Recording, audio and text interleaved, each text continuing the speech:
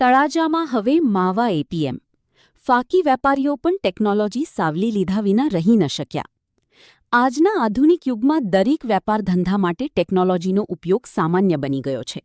હવે તળાજાના ફાકી વેચાણકારોએ પણ ટેકનોલોજીની સાથે વેપારમાં નવીનતા લાવી છે. તળાજામાં હવે માવા એટીએમ શરૂ થયું છે. હા, સાચું વાંચ્યું. એટીએમ એટલે હવે એના ટાઈમ માવો. એનો અર્થ હવે એની ટાઈમ માવા બની ગયો છે.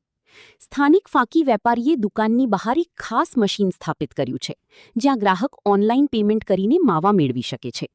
આ મશીન 24/7 ઉપલબ્ધ છે, એટલે કે દુકાન બંધ હોય, વરસાદનો દિવસ હોય કે વહેલી સવાર કે મોડી રાત, હવે માવાના શોખીનો માટે કોઈ સમયનું બંધન રહ્યું નહીં.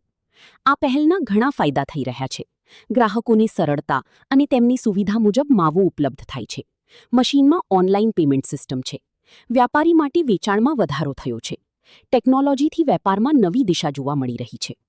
આ પહેલાં પણ આ વેપારીએ દુકાનમાં મિશ્રણ મશીન, સોડા મશીન અને સીસીટીવી કેમેરા જેવી આધુનિક સુવિધાઓ લગાવી હતી. હવે માવા એટીએમ દ્વારા તેઓએ ટેકનોલોજીના વધુ એક પગથિયા પર પગ મૂક્યું છે. અહેવાલ ચારડિયા હર્ષદીપ, ભાવનગર. જી આપણો પરિચય. અમે તળાજામાં પાનનો ગલ્લો ચલાવીએ છીએ, ગાંધીજીના પુતળા પાસે. ત્યાં પાનની શોપ આવેલી છે અમારી તળાજા.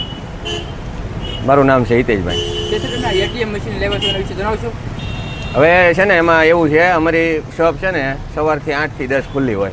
એટલે મને વિચાર આવ્યો, મેં કીધું આપણે શું છે કે આપણે બંધ હોય તો માવા ગ્રાહકને મળી જવા જોઈએ, એવો વિચાર આવ્યો કે તો એના માટે શું કરવું. પછી મેં ઇન્ક્વાયરી કરી સોશિયલ મીડિયામાં, એટલે મને થોડી ખબર પડી કે આવું મશીન આવે છે. એટલે મેં એ ભાઈનો કોન્ટેક્ટ કર્યો. પછી આપણે વિચાર કર્યો કે આ મશીન આપણે લાવવું છે. હા, અત્યારે આપણે જો સવારથી 8 વાગે ખોલીએ, 10 વાગે વયું જવાનું હોય. એટલે આપણે એટીએમ બહાર હોય એટલે ગ્રાહક આપણા જે હોય એને 24 કલાક માવા મળી રહે ને આપણા પોતાના બનાવેલા માવા મળી જાય. આપણે માવાની પ્રાઇસ 15 રૂપિયા. હા, આપણે અહીંયા જે આપીએ એ માવા એટીએમમાંથી મળે. અહીંયા આપણે માવા એટીએમને પહેલી વાર ભાવનગર જિલ્લામાં જોયું છે. હું આ ડેઈલી આ ડિલક્સ પાને ચા પીવા આવતો, માવા ખાતો નથી, પણ આ પહેલી વાર મેં ભાવનગર જિલ્લામાં આપણે માવા એટીએમ જોયું. જેથી ગ્રાહકો જે છે માવા ખાવાવાળા એને આ ગમે ત્યારે એને માવા જોતા હોય તો ત્યારે મળી શકે છે. એટલે જરૂર અહીં મુલાકાત લેજો, માવા એટીએમનો ઉપયોગ કરો, એ અમારી સલાહ છે.